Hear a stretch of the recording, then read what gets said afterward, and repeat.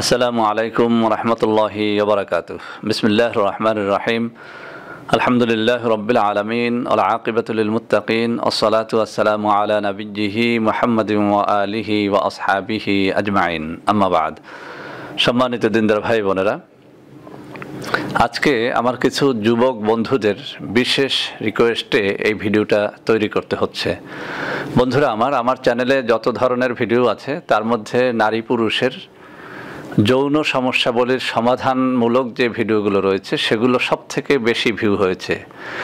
এর মাধ্যমে আমি একটা বিষয় সুস্পষ্ট যে আমার এই চ্যানেলের 2 লক্ষ সাবস্ক্রাইবারের অধিকাংশ সাবস্ক্রাইবারই যুবক অথবা যুবতী, অর্থাৎ তারা মধ্যবয়স্ক এবং তাদের সবার কম বেশি যৌন সমস্যা রয়েছে।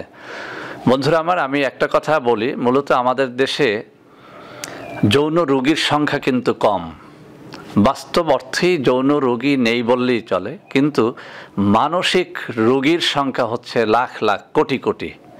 এটি আমি এই কারণে বলি, যার আদৌ কোনো যৌন সমস্যা নেই সেও কিন্তু বারবার ফোন করতে থাকে, স্যার আমার এই সমস্যা, স্যার আমার ওই সমস্যা। এমনকি মেয়েরা পর্যন্ত ফোন করে, স্যার আমার এই সমস্যা।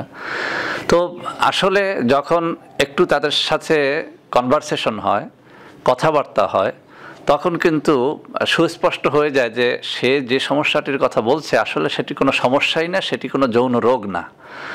এখন এই সমস্যাটি কেন হয়, এত মানসিক রোগী কিভাবে তৈরি হলো আমাদের দেশে?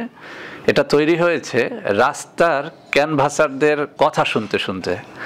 রাস্তার ক্যানভাসার যখন তার পচা নোংরা ঔষধগুলো, বানোয়াট ভাওতাবাজি ঔষধগুলো বিক্রি করার জন্য মানুষ জড়ো করে বলতে শুরু করে যে তুমি যুবক এদিকে আসো, তোমার আসলে লিঙ্গটা বাঁকা, একদিকে দেখো, দেখো তোমার লিঙ্গটা আগা মোটা হয়ে গেছে, গোড়া চিকুন হয়ে গেছে, দেখো তুমি কিন্তু একটা মেয়ের দিক তাকালেই তোমার লিঙ্গ থেকে সাদা সাদা পানি বের হয়, তুমি কিন্তু শেষ হয়ে গেছো, অতএব তুমি আমার ঔষধ খাও।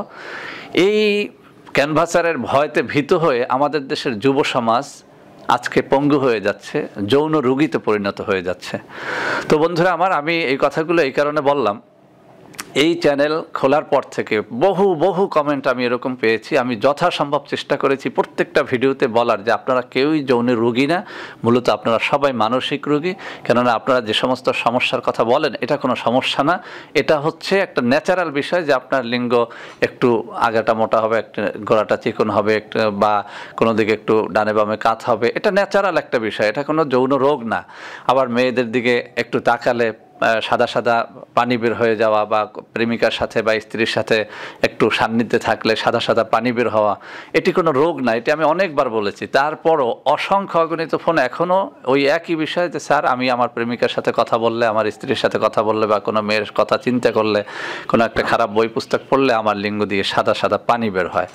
তো বন্ধুরা আমার, মূলত আজকে এই বিষয়টি নিয়ে আমি কথা বলবো আপনাদের সাথে, যে অনেক মেয়েদেরও এরকম সাদা পানি বের হয় এবং অনেক ছেলেদের, বিশেষ করে ছেলেদের খুব বেশি হয়। এটা আমি বলবো যে 100% যুবক ছেলেদের মধ্যে 100% ছেলেদেরই কিন্তু মেয়েদের দিকে তাকালে, প্রেমিকার সাথে কথা বললে, বা কোনো অশ্লীল বই পুস্তক পড়লে, বা কোনো কল্পনায় কোনো উত্তেজক দৃশ্য কল্পনা করলে তাদের লিঙ্গ দিয়ে সাদা পানি বের হয়। এখন বন্ধুরা আমার, এটির জন্য এত বেশি ফোন আসে যে স্যার এটার জন্য অনেক ঔষধ খাইছি, এটা ভালো হচ্ছে না।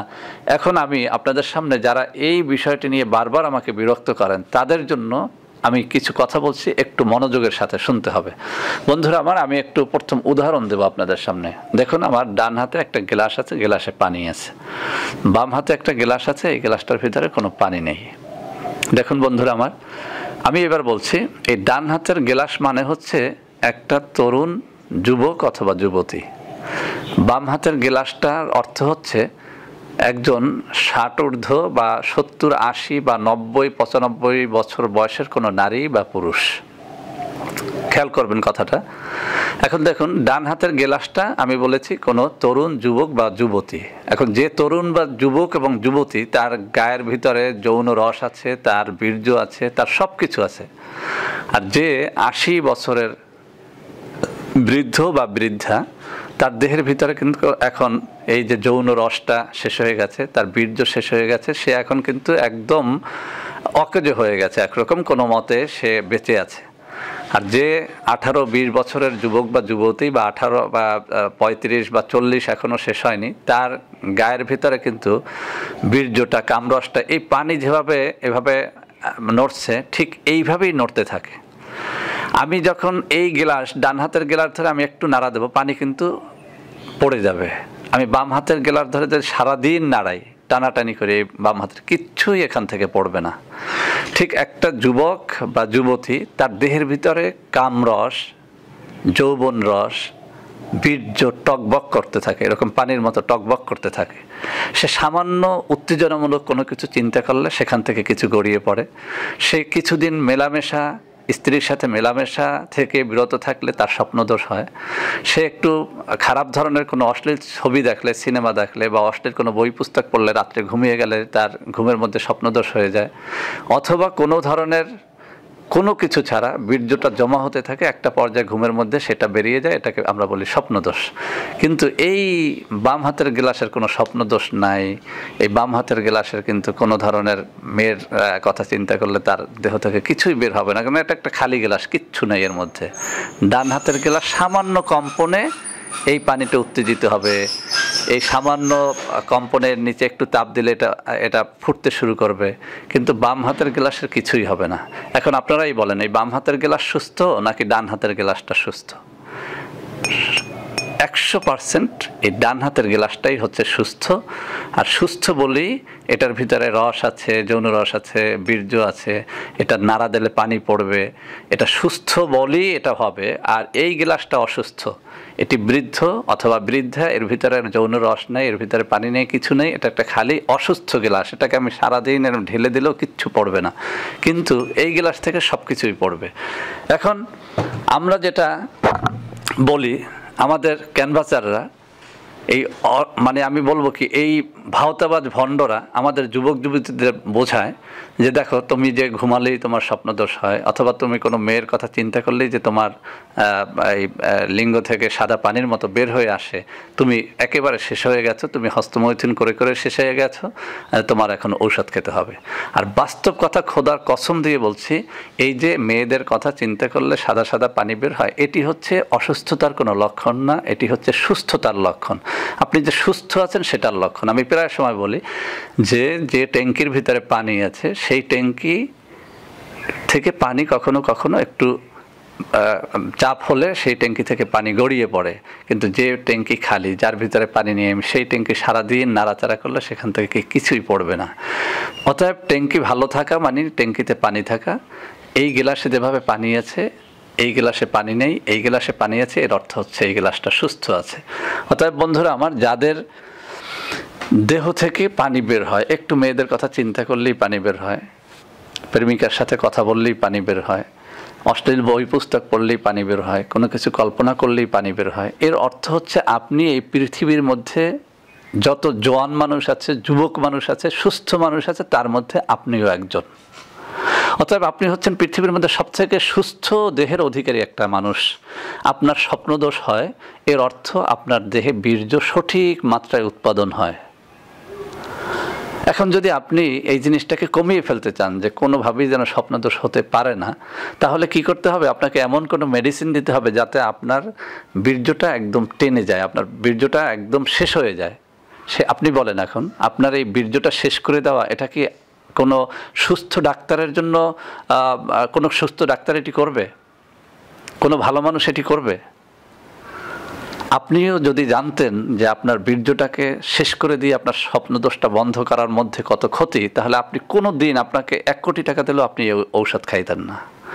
আপনি যদি জানতেন যে মেয়েদের দিক তাকালেই যে পানিটা বের হয়, বা অশ্লীল বই পুস্তক পড়লেই যে পানিটা বের হয়, এই পানিটা জোর করে বন্ধ করার কোনো মেডিসিন খেয়ে যদি কেউ বন্ধ করে, এর মাধ্যমে যে ক্ষতিটা হয় আপনার দেহের, আপনি সারা জীবনের জন্য পঙ্গু হয়ে যান, এইটা যদি আপনি বুঝতেন, তাহলে আপনাকে আমি লক্ষ টাকা দিলেও আপনি এই পানি বের হওয়া বন্ধ করার জন্য কোনো ঔষধ খেতেন না।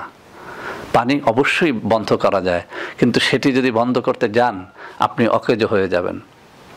এই গ্লাসের পানি আছে, সুস্থ আছে, এই গ্লাসের পানি আমি ঢেলে দিতে পারি, এই গ্লাসের পানি আমি আগুনে টকবক করে ফুটিয়ে এই পানিটাকে একদম শেষ করে দিতে পারি, কিন্তু এই গ্লাসের জন্য এটা মারাত্মক ক্ষতির কারণ। এটি এই গ্লাসের জন্য মারাত্মক ক্ষতির কারণ। এটি মানে পানিটা থাকাই হচ্ছে এর ন্যাচারাল বৈশিষ্ট্য। এটি যখন থাকবে না সেটি হচ্ছে এই গ্লাসের জন্য সবথেকে ক্ষতির কারণ। তো বন্ধুরা আমার, আজকে আমি আমার নিজের লাইফ থেকে একটা ছোট্ট ঘটনা বলেই শেষ করে দিচ্ছি। আমি বলবো অবশ্যই এই পানি বন্ধ করার একটা ঔষধ দিব, আপনি খাবেন না খাবেন সেটি আপনার ইচ্ছা। আমি যখন সম্ভবত অষ্টম বা নবম শ্রেণীতে পড়ি, তখনও আমার এরকম হতো, একটা মেয়ের সাথে একটু সময় কথা বললে অথবা কোনো একটা খারাপ কিছু চিন্তা করলে এরকম পানি আমারও বের হতো। তো আমি এটা নিয়ে খুব বেশি চিন্তা করতাম, অনেক বেশি চিন্তা করতাম, কী অবস্থা এরকম। তো বন্ধুর সাথে সব কথাই বলে, আমি আমার এক চাচাতো ভাইয়ের সাথে আমার সব কথা বললাম। সে বললো যে হ্যাঁ আমারও তো এরকম বের হয়। তা আমি বললাম যে তুমি এটা কেমনে বন্ধ করছো? বললো যে আমি এক কবিরাজের কাছে গেছি, সে আমাকে একটা ঔষধ দিয়েছে, এই ঔষধটা যখন আমি খেয়েছি, একটা ন্যাচারাল একটা ঔষধ, এটার মধ্যে কোনো ক্ষতি নেই, এটা যখন খেয়েছি আমার এটা বন্ধ হয়ে গেছে। তো আমি বললাম কী ঔষধ? সে বললো যে বেলপাতা। দৈনিক সকালে 2টা বেলপাতা রস করে খেতে হবে, সন্ধ্যায় 2টো বেলপাতা রস করে খেতে হবে, তাহলে লিঙ্গ থেকে আর মেয়েদের দিকে তাকালে বা কথাবার্তা বললে আর পানি বের হবে না। তো আমিও গাছ থেকে বেলপাতা এনে বাস 1 দিন 2 দিন খেলাম। একটু কবি সাহিত্যিক টাইপের ছিলাম আমি ছোটোবেলা থেকে, তো খাতার ভিতরে 2 লাইন একটা কবিতা লিখলাম, বেলপাতা খেলে পড়ে যৌবন ঢলে পড়ে। আবার শুনুন কি লিখছিলাম, আমার এখনও মনে আছে। বেলপাতা খেলাম 2 দিন, এরপরে কবিতা লিখলাম, বেলপাতা খেলে পড়ে যৌবন ঢলে পড়ে। তো বাইদি ভাই পরদিন আমার এই ডায়েরিটা আমার মা দেখলো এবং সে ডায়েরিটার ভিতরে কবিতার লাইন 2টা দেখলো। আমাকে ডাকলো, এটা তুমি লেখছো কেন? আমি বলছি যে এরকম আমি বেলপাতা খেয়েছি। আমাকে অনেক বকাঝকা করলেন এবং আমাকে বুঝিয়ে দিলেন যে এটার মাধ্যমে উত্তেজনার আশা সত্য, কিন্তু তুমি কিন্তু পঙ্গু হয়ে যাবে, তুমি বিয়ে করতে পারবে না, তোমার বিয়ের পরে তোমার সন্তান হবে না, তোমার আজীবন তোমার শেষ করে দেওয়ার বুদ্ধি দিয়েছে তোমার বন্ধু, তুমি এটা বাদ দাও। আমি সেই দিন তওবা করে আমার মায়ের কাছ থেকে তালিম নিয়ে আমি সেদিন সেটি খাওয়া বন্ধ করেছিলাম। আলহামদুলিল্লাহ এখনও 48 বছর বয়সে আমি পূর্ণ সুস্থ। তো বন্ধুরা আমার, আমি বলছি যদি এরকম আপনার এটি বন্ধ করতে হয়, এরকম অনেক ভুয়া ঔষধ আছে, আর ন্যাচারাল ঔষধের মধ্যে বেলপাতা আপনি সকাল বিকাল 2টো করে রস করে খেতে পারেন। দেখেন 1 সপ্তাহ খেলে আপনার আর মেয়েদের দিকে তাকালে পানি বের হবে না। 1 মাস খেলে আপনি আর জীবনে বিয়েই করতে পারবেন না, আপনার লাইফটা শেষ। এখন আপনি ডিসিশন নিতে হবে যে আপনি বেলপাতা খেয়ে আপনার এই মেয়েদের দিকে তাকালে পানিটা বের করা বন্ধ করবেন, নাকি বেলপাতা না খেয়ে কোনো ভাওতাবাজ কবিরাজের ঔষধ না খেয়ে আপনি সুস্থ দেহের অধিকারী হয়ে বেঁচে থাকবেন। আপনি ভাওতাবাজ কবিরাজদের কাছ থেকে ঔষধ খেয়ে আপনার স্বপ্নদোষটা বন্ধ করবেন, নাকি আপনি ন্যাচারাল পদ্ধতিতে বেঁচে থাকবেন? কেননা বিয়ের পরে স্বপ্নদোষ এমনিতেই বন্ধ হয়ে যায়। বিয়ের আগে আমারও হতো, প্রতি সপ্তাহে 4 বার 5 বার 10 বার হতো, কিন্তু আলহামদুলিল্লাহ এখন হয় না। অতএব আমি সকলকে বলছি ন্যাচারাল পদ্ধতির দিকে আগান, ন্যাচারাল কিছু খান, বীর্যটাকে গাঢ় করার জন্য অনেক খাদ্য তালিকা দেওয়া আছে আমার এই চ্যানেলের মধ্যে, অনেক ভিডিওতে, সেগুলো খান। ন্যাচারাল খাবার খেয়ে আপনার দেহটাকে হৃষ্টপুষ্ট করুন, সমস্যাগুলো সারার চেষ্টা করেন। আর ওই যে পানি বের হয় একটু একটু, এটি আপনার সুস্থতার লক্ষণ। এটি মেয়েদেরও অনেক সময় উত্তেজনার কারণে বের হয়, অনেক মেয়েরাও ফোন করে যে স্যার এটি থেকে বাঁচার উপায় কি? কোনো বাঁচার উপায় দরকার নেই মাগো, এটি তোমার বয়সের কারণে হয়। তোমার বয়স তুমি যখন 80 বছরের বৃদ্ধা রমণীতে পরিণত হবে তখন আর পানি বের হবে না। অতএব বন্ধুরা আমার, যেসব যুবক যুবতীরা এই বিষয়টি জানতে চেয়েছেন, আমি আমার ঈমান, আমার আল্লাহকে সাক্ষী রেখে বলছি, যা বাস্তব সেটাই বললাম। আপনারা এই জন্য কোনো ধরনের ঔষধ খাবেন না, ইনশাআল্লাহ বয়সের সাথে সাথে সব ঠিক হয়ে যাবে। এবং এখন আপনাদের এই জোয়ানি কালটা চলার কারণেই এই সমস্যাগুলো দেখা যায়। এটা আসলে কোনো সমস্যা না, এটি আপনার জোয়ানির লক্ষণ। আপনি যে যুবক, আপনি যে যুবতী, সেই লক্ষণ। আল্লাহ হাফেজ। বন্ধুরা আমার, ভিডিওটি ভালো লাগলে অবশ্যই বন্ধু বান্ধবদের মধ্যে শেয়ার করবেন, লাইক করবেন, কমেন্ট করবেন, আমাদের চ্যানেলটিকে ভালোবেসে সাবস্ক্রাইব করবেন। আল্লাহ হাফেজ। আসসালামু আলাইকুম ওয়া রাহমাতুল্লাহি ওয়া বারাকাতুহু।